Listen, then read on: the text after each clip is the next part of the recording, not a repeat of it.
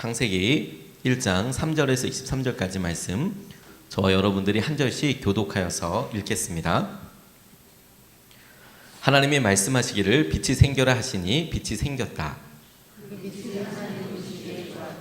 하나님이 빛과 어둠을 나누셔서 빛을 낮이라고 하시고 어둠을 밤이라고 하셨다. 저녁이 되고 아침이 되니 하루가 지났다. 하나님이 말씀하시기를 물 가운데 창공이 생겨 물과 물 사이가 갈라져라 하셨다. 하나님이 이처럼 창공을 만드시고서 물을 창공 아래에 있는 물과 창공 위에 있는 물로 나누시니 그대로 되었다. 하나님이 창공을 하늘이라고 하셨다. 저녁이 되고 아침이 되니 이튿날이 지났다. 하나님이 말씀하시기를 하늘 아래에 있는 물은 한 곳으로 모이고 묻은 드러나거라 하시니 그대로 되었다. 하나님의 묻은 땅이라고 하시고 모인 물을 바다라고 하셨다. 하나님 보시기에 좋았다. 하나님이 말씀하시기를 땅은 푸른 우물 돋아나게 하여라.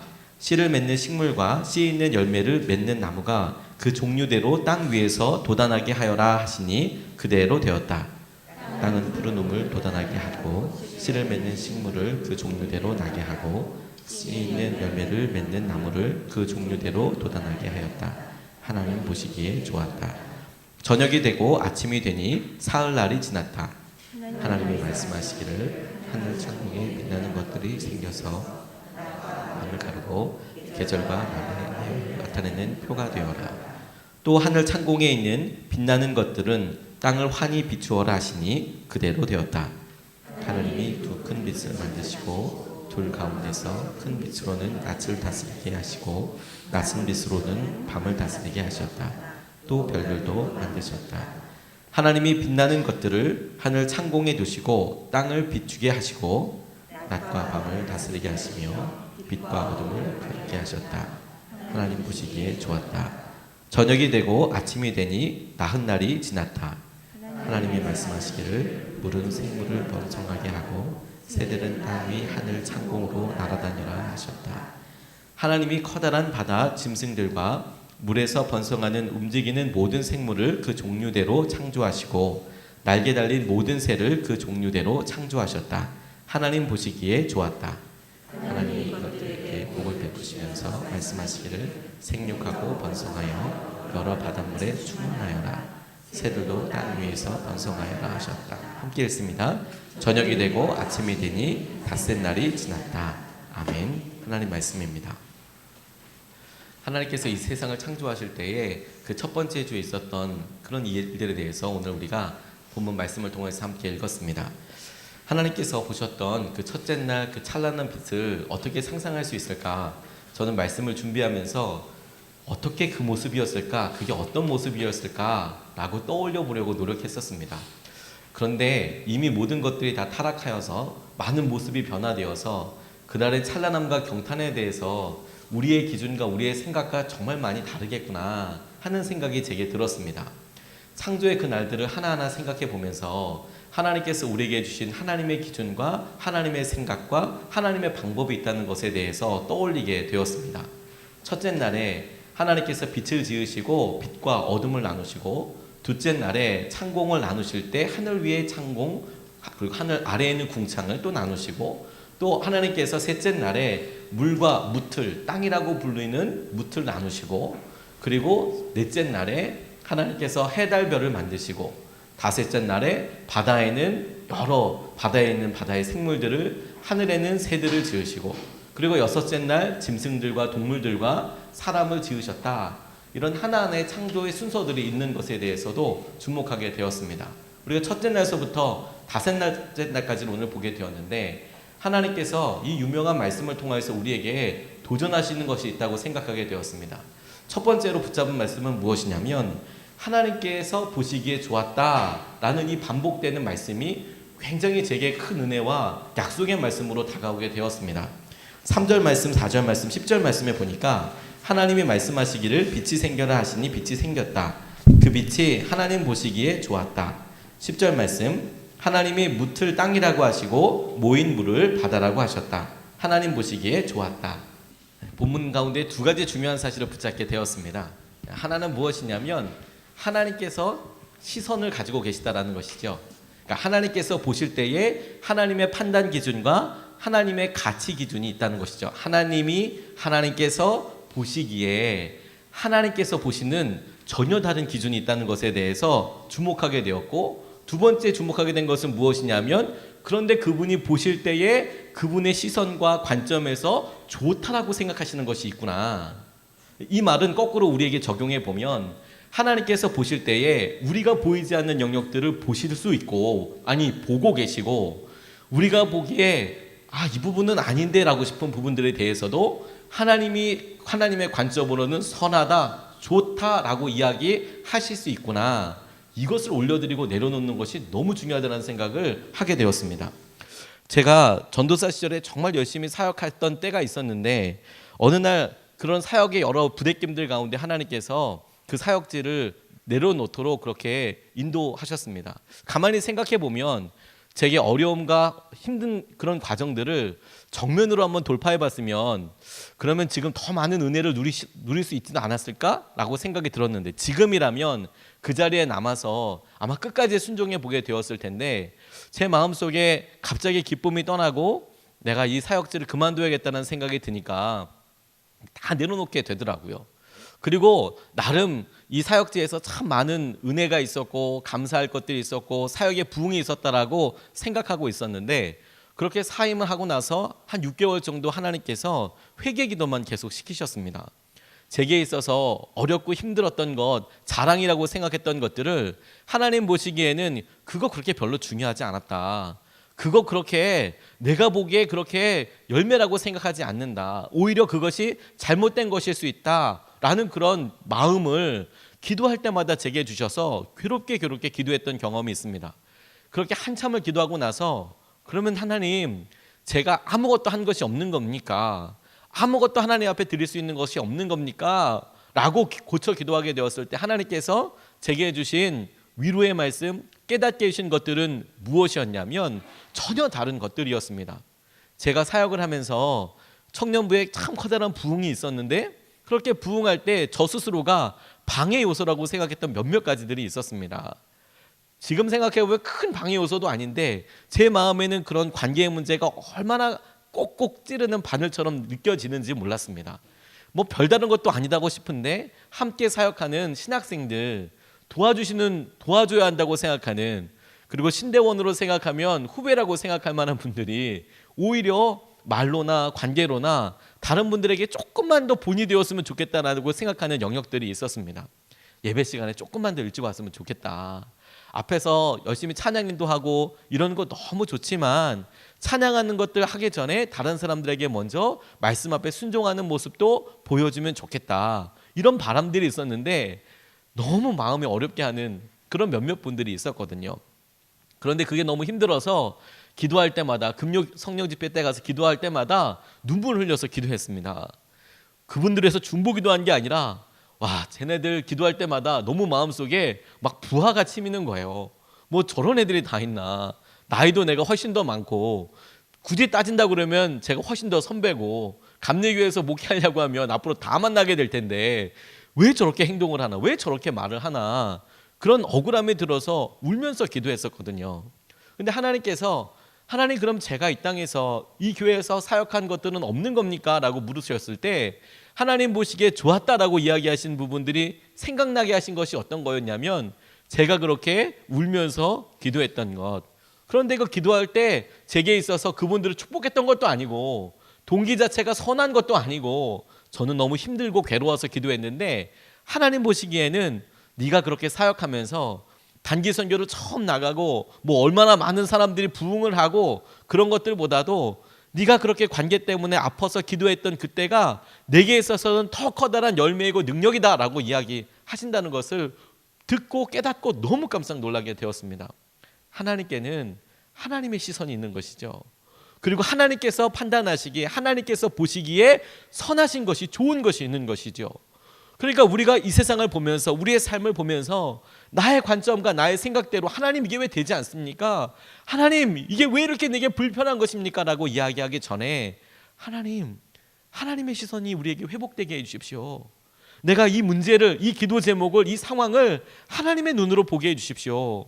그리고 하나님 보시기에 선한 그 일을 향하여 내가 쓰임받게 해주십시오. 내가 그렇게 기도하게 하여 주십시오. 이렇게 기도해야 하는 것이구나 붙잡게 되었습니다. 두 번째로 붙잡게 된 말씀은 무엇이냐면 하나님께서 천지를 창조하실 때에 창조의 과정이 있었고 그 창조의 과정들 가운데 모든 일들을 다 나누어서 하셨다는 것입니다. 3절, 5절, 6, 8절 말씀에 보면 하나님이 말씀하시기를 빛이 생겨라 하시니 빛이 생겼다. 5절 말씀에 빛을 낮이라고 하시고 어둠을 밤이라고 하셨다. 저녁이 되고 아침이 되니 하루가 지났다. 8절 말씀에 하나님이 창공을 하늘이라고 하셨다. 저녁이 되고 아침이 되니 이튿날이 지났다 라고 이렇게 말씀하고 계십니다. 이 말씀이 계속 반복되어서 저녁이 되고 아침이 되니 그 다음 날이 되었다 라고 이야기하시며 그날 어떻게 하나님께서 분리하시고 그리고 이 세상을 창조하셨는지에 대하여 1장에 하나하나 소개되어 있지요. 그런데 이 말씀으로 창조하신 하나님께서 이 창조를 하시면서 어떤 목적과 어떤 이유들로 그날에 하셨는지에 대해서는 아마도 사람에 따라서 이것을 듣고 기도하는 사람에 따라서 설명하는 이유들이 조금씩은 다를 수 있겠다는 생각을 하게 되었습니다. 사람들을 위해서 완전히 창조한 것이다. 이 창조의 순서가 이렇게 볼 수도 있고 또 하나님께서 분리와 질서로 하나님께서 창조의 기준을 삼으셨다. 이렇게 해석할 수도 있고 그런데 제게 있어서 보다 더 단순하지만 제 마음속에 보다 더 깊은 곳을 가리키는 그런 대목이 있었습니다. 그게 무엇이냐면 하나님께서 전능하신 분임에도 불구하고 이 모든 일들을 왜 하루에 창조하지 않으셨을까 하는 것이죠. 말씀으로 창조하시고 그 말씀대로 창조하시는 것에 있어서 그 말에 그대로 되어졌던 하나님께서 왜 이 모든 일들을 굳이 6일에 나누어서 하셨던 것일까? 하루에는 하실 수 없었던 것일까? 목적과 이유와 순서들에 대해서 사람들이 조금씩 의견을 달리할 수는 있어도 전능하신 하나님께서 굳이 왜 그날에 그 일을 하시고 보시기에 좋았다라고 이야기하신 것일까? 그날 있었던 일을 보시고 오늘은 이 정도가 딱 좋았어.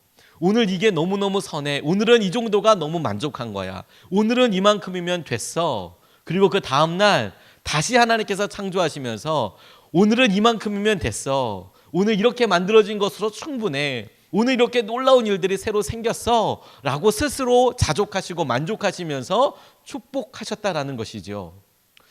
하루에도 하실 수 있는 분이 6일을 나눠서 하셨다? 그리고 쉬시면서 안식하시면서 그 모든 일들을 완성하셨다라는 것이 우리의 삶에 있어서도 우리가 갖고 있는 욕심에 대하여 삶의 일들이 이루어지는 속도와 그 모든 일들이 생겨야 될 분량에 대해서 하나님께서 다시 기도하는 기준을 주시는 것이라고 생각하게 되었습니다. 저희 교회를 개척하면서 저는 먼저 건물이 있어야 좋은 것인 줄 알았습니다. 그런데 건물이 없어도 얼마든지 교회가 아름답게 모일 수 있다는 것을 우리가 다 같이 경험했습니다.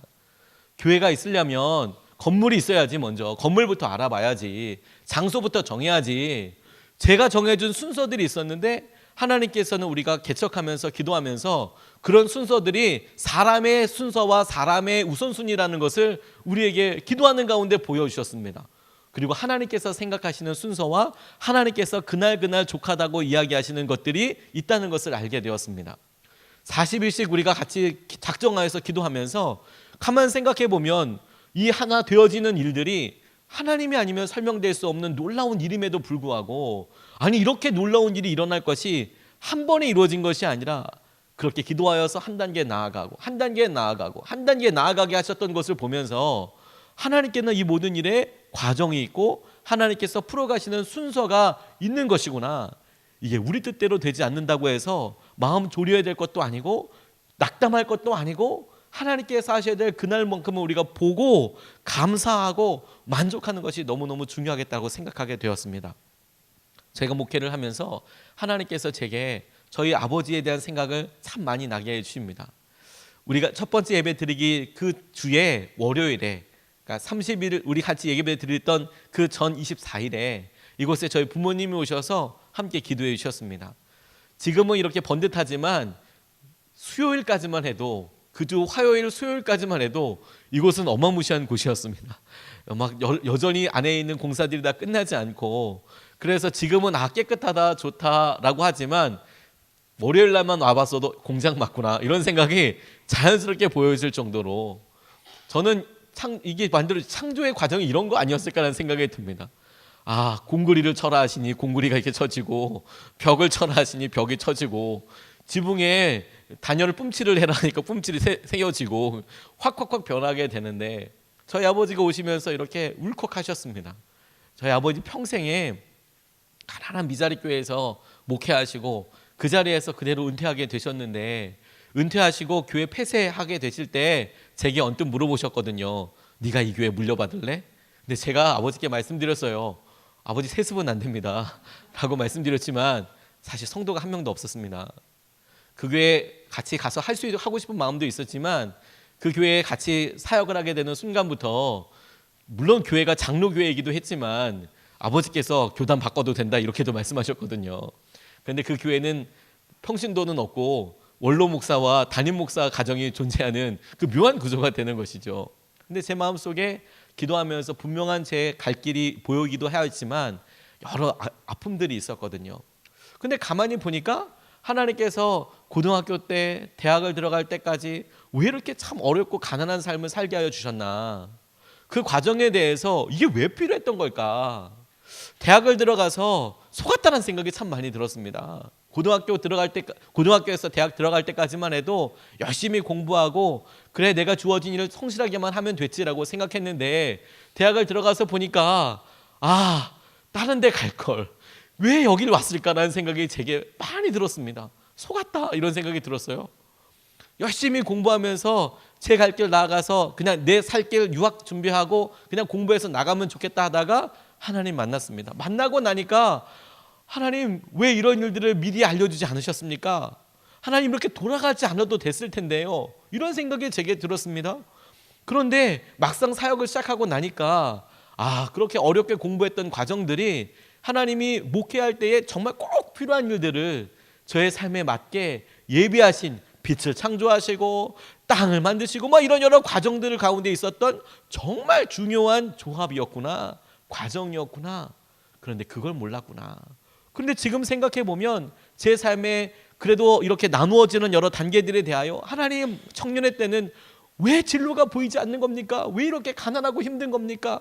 그 문제 가지고 너무 안타깝게 기도했었고, 신대원에 들어가서 하나님, 내 님은 누구입니까? 왜 데이트도 못하는 겁니까? 결혼은 언제 해야 하는 겁니까? 간절하게 기도했었고, 하나님, 목회지를 준비하면서 왜 이런 것들 안 열리는 겁니까? 그렇게 안타깝게 기도했는데 가만 생각해 보니까 하나님께서 그런 과정들이 끝날 때에 그래, 저녁이 되고 아침이 됐어, 너무 잘했어.